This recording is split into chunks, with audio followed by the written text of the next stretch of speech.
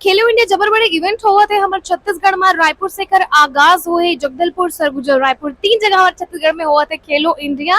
और sports authority of India वो खेलो India ले हमारे संगे मयंक श्रीवास्तव सर स्वागत है आप मन के। बहुत बहुत धन्यवाद। और जैसे कि इतना बड़ा इवेंट है सर, पूरा देख रेख तो आप ही के अंडर हरे, तो क्या बताना चाहो? नहीं, ऐसा नहीं कि मेरे ही अंडर है। खेलो इंडिया एक बहुत ही व्यापक प्रोग्राम है। माननीय प्रधानमंत्री जी के नेतृत्व में जो ये स्कीम लॉन्च हुई थी, एक तरह से कह लें इन्हीं लोग का एक इनिशिएटिव है, वो इन्हीं लोग की पहलकदमी है। और इसमें जो हम लोग खेलो इंडिया इवेंट यानी खेलों का आयोजन करते हैं ना, तो साई जो है स्पोर्ट्स अथॉरिटी ऑफ इंडिया और राज्य, ये दोनों मिल के ही करते हैं। तो इसमें राज्य का ही हिस्सा ज्यादा है और बड़ी मेन चीजें सब राज्य के ही कार्य क्षेत्र में होती है। हम लोग बांट लेते हैं कि साई कितना करेगी, आप कितना करोगे। हम अपने ब्रांड दे रहे हैं खेलो इंडिया, और उसके अधीन हम जैसे टेक्निकल कॉन्डक्ट है, जैसे जो एक्चुअली खेल जो हो रहा है, अब आर्चरी होगा, तीरंदाजी होगा, तो तीरंदाजी में जो भी उसका तकनीकी पक्ष है वो सारा हमारे जिम्मे है, जो हम लोग राष्ट्रीय खेल संघ जो है उसके तत्वाधान में करते हैं।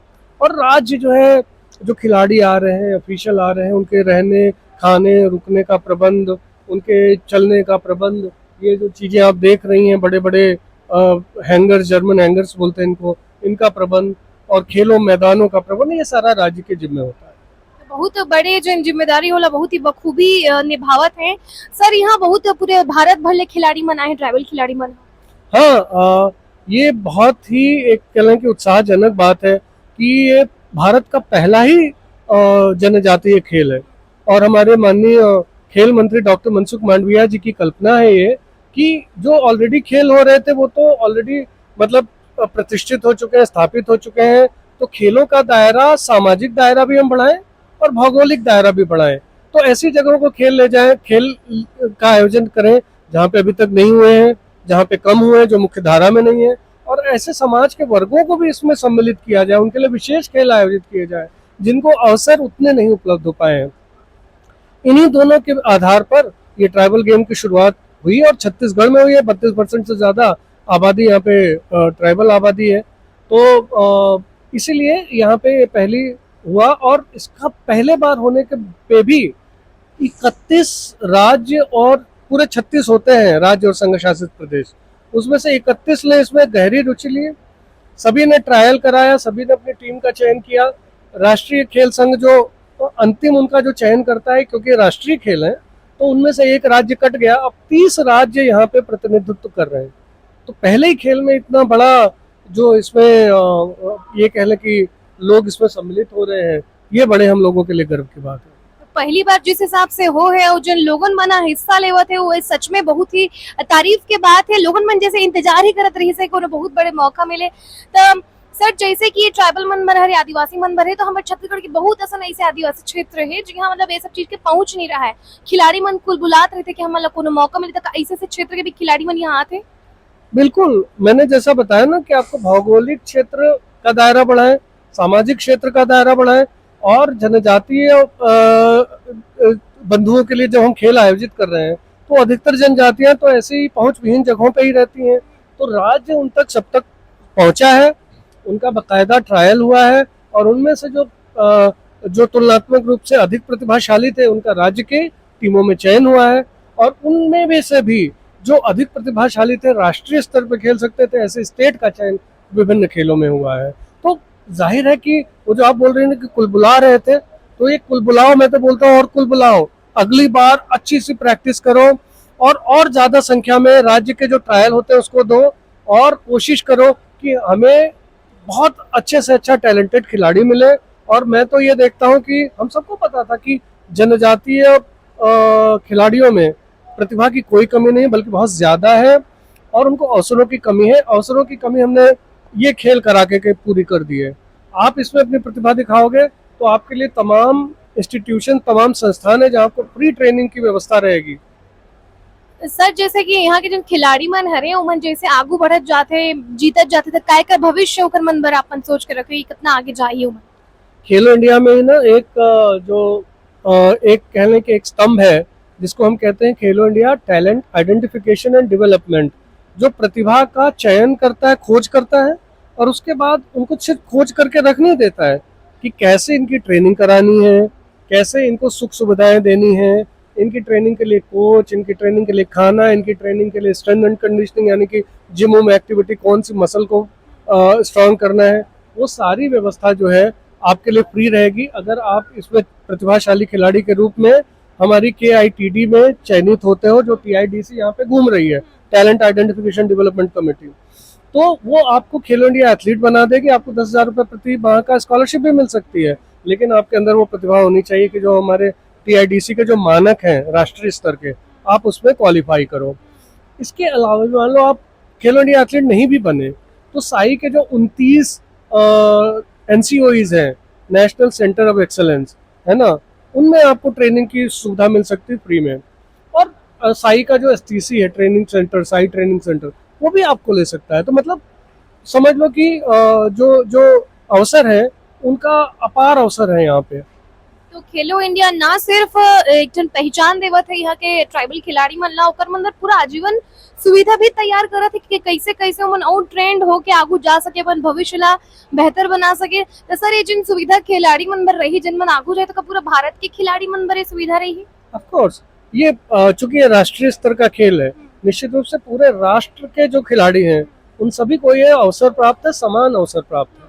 तो जैसे कि बाहर के खिलाड़ी मन भी आए हैं तो अगर छत्तीसगढ़ में उनके नाम बनते तो वहाँ के सरकार ओकर मन बर ये सुविधा मुहैया कराई।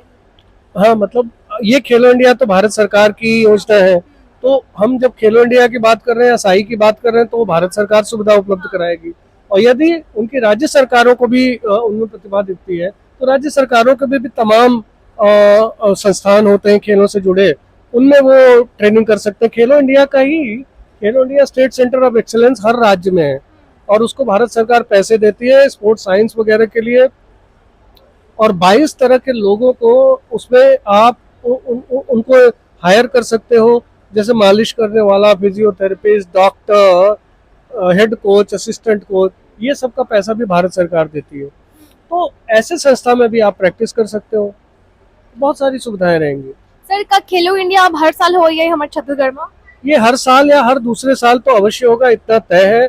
हर साल का इसलिए नहीं कह सकते क्योंकि बहुत सारे कंपटीशन ऑलरेडी होते हैं ना, तो कैलेंडर के हिसाब से देख लेंगे कि अगर उसमें जगह बनती है हर साल में तो हर साल हो जाएगा, नहीं तो हर 2 साल में तो अवश्य ही होगा। तो अगला खेलो इंडिया पर जैसे हमारे कोनो संगवारी मन छूट गए, कोनो खिलाड़ी मन, तो मन कैसे भाग ले सकते, कैसे तैयारी रख सकते? जैसे इस बार मैंने आपको पहले भी बताया ना कि वो जो राज्य है, राज्य ने पहले ट्रायल लिया खिलाड़ियों का, उन खिलाड़ियों में से बहुत सारी संख्या में जो आए उनमें से कुछ खिलाड़ी चयनित हुए, उन चयनित खिलाड़ियों की टीम बनाई, उनका फिर फाइनल जो ट्रायल है वो राष्ट्रीय खेल संघों ने लिया। तो इस तरह से खिलाड़ी जो है अगली बार भी जो अब उसको तो पता है कि ये खेल होते हैं, राज्यों ने भी जब ट्रायल का आयोजन किया था तो खूब इसका प्रचार किया कि भाई आओ ट्रायल है। मैंने खुद छत्तीसगढ़ के कई न्यूज आर्टिकल देखे कि ट्रायल कल से, ट्रायल परसों से। तो आप ये सब जानकारी में रखो, केवल जागरूक रहो, आपको जैसे ही पता चलता है कि ट्रायल है उस जगह पहुंच जाओ, ट्रायल दो और आप समझ लो कि खेलो इंडिया के इकोसिस्टम में आ गए। तो ये बार जो भी खिलाड़ी मन चूक गए हैं वो बिल्कुल जब अगला बार काबर के दूसरा खेलो इंडिया तो बिल्कुल हो ही हमारे छत्तीसगढ़ में। सर ऐसे ही जैसे बाहर दूसरे राज्य में खेलो इंडिया होते तो ऐसने जानकारी वहाँ पर भी रखना है, वो मौका मिल सकता है।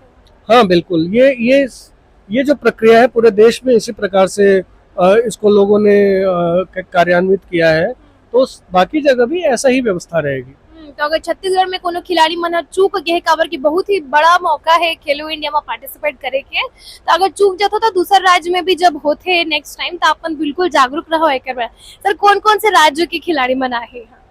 अब मैंने जैसा बताया 36 में से 30 तो आए हैं, तो ये बताना ज्यादा आसान है किसके नहीं आए। हाँ, ये ज्यादा आसान है कि कौन नहीं आए हैं। तो सर बहुत अगर जानकारी आप मन दे हो और जिन खिलाड़ी मन है फिट रहे बार आगू के भविष्य पर आप मन क्या संदेश देना चाहो? मैं यही बोलूंगा कि ये अवसर जो है ये वर्तमान समय में आया है। मैं कई जो अपनी जनजातीय पृष्ठभूमि के नामचीन खिलाड़ी हैं उनकी बात सुन रहा था, सलीमा टेटे जैसी, इवन अभी यहाँ पे ओपनिंग सेरेमनी में आई भी थी हमारी मीरा भाई, दिलीप तिर्की जी, इन लोगों की बातें मैं सुन रहा था और इन लोग का ये कहना है कि यदि हमारे समय इस तरह के होते तो हम लोग को राष्ट्रीय परिदृश्य में ना और आसान होता। तो ये एक मंच ऐसा मिला है इसका मौका आप मत छोड़िए। और अब हमें पता है कि आपके अंदर प्रतिभा है, केवल खेल के लिए, खेल का जो पैशन होता है उसके लिए आप तैयारी कीजिए और अगले खेल में इसको इतना रोचक बना दीजिए कि इतना कंपटीशन हो कि एक आध राष्ट्रीय रिकॉर्ड तो नेशनल ट्राइबल गेम, इसी ट्राइबल गेम में टूट जाए। बहुत ही हौसला बढ़ाए वाले बात ला करीन है मयंक सर है कि बिल्कुल अपने रिकॉर्ड ला तोड़ना है कह के। बहुत अकन जानकारी मिली से हर टाइप के डिटेल हमन जाने हन मयंक श्रीवास्तव सर ले। तो बिल्कुल भविष्य पर आप मन के शुभकामनाएं और वीडियो देखे पर बहुत बहुत धन्यवाद। जोहार।